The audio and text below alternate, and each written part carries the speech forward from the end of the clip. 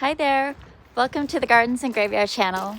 My name is Charisma and today we're meeting in the garden and I'm going to give you a quick February garden tour. So it is quite chilly, as you can tell by my whole getup, and I'm even ready for some rain because it is very dark and cloudy.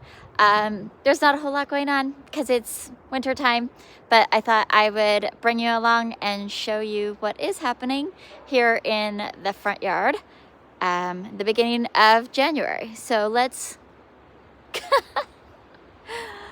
go take a walk around, shall we? All right, so on these garden tours, I really like to just showcase what is kind of shining in the month or during this season.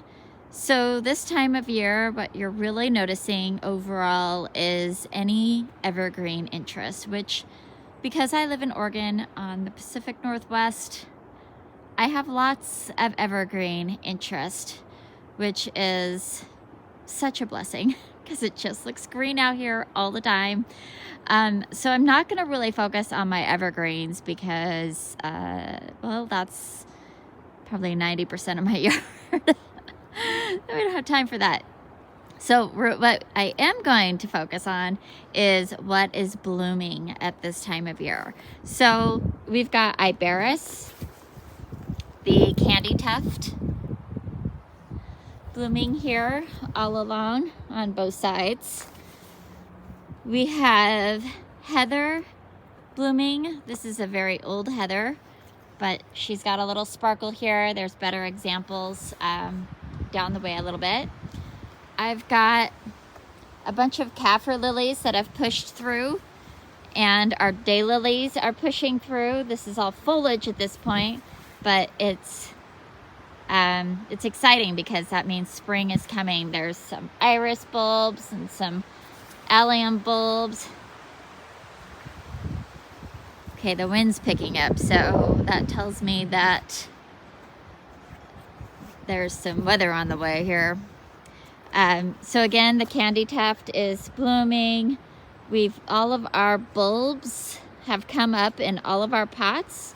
Lots of tulips and daffodils and hyacinths. Up here we have just a tiny bit of crocus. Now that is the first sign of spring right there. That tells me it's almost here, and it's so exciting. We also have some crocus leaves up over here, if we can find them. They're super fine little leaves, but they're coming up all down this way, which is exciting. All right, the next things I'll look for this time of year is my winter hazel budded up. It's not yet, but you can see the buds are swollen. More bulbs up here. Finally, the vermillionaire has succumbed to cold weather. It has shrunk up. The petals have all fallen off, and I can cut it back finally. It has been in bloom since March, so the fact that even here it is nearly a year later and there's evidence of recent blooms, shocking. But I'll cut this one and this one back, and it'll come back in the spring with some fresh, beautiful growth. The rest of the garden is really just sleeping till we get down here, and we've got white and purple heather in full bloom, which is awesome. And then down here we have the ghost viburnum.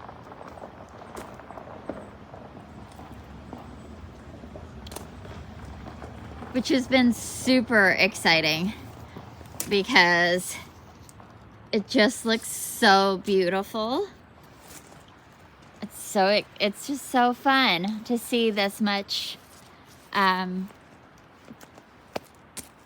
flower power this time of year. And that is it, really. This time of year, everything's just kind of quiet. Everything downstairs is mostly dormant.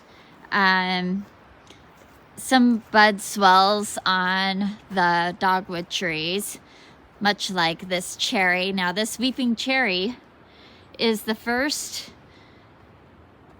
bloom flowering tree or shrub or perennial type thing that will bloom in the spring. This is the first, well, is that true? Maybe my azaleas bloom before. But an azalea there, an azalea there. I still think that she blooms before them. And you can see how swollen her buds are. And just thousands of them, which is super exciting. So we come back over here and we've got this hellebore, which I can now cut back the leaves so that we can really see her flowers that are just starting to come up everywhere, which is super exciting. And then over here, we also have a hellebore that is coloring up. So again, I need to come in and cut off the leaves so that we can really see these flowers come alive and show off.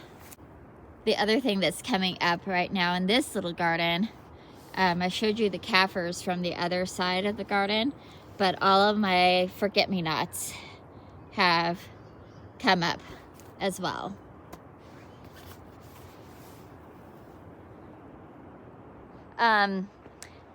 That's gonna be it for today's February front yard garden tour on the Oregon coast in a Zone 9A. I hope you enjoyed it, and I hope you're celebrating your life and you're staying warm, and I'll see you in the next video. Bye.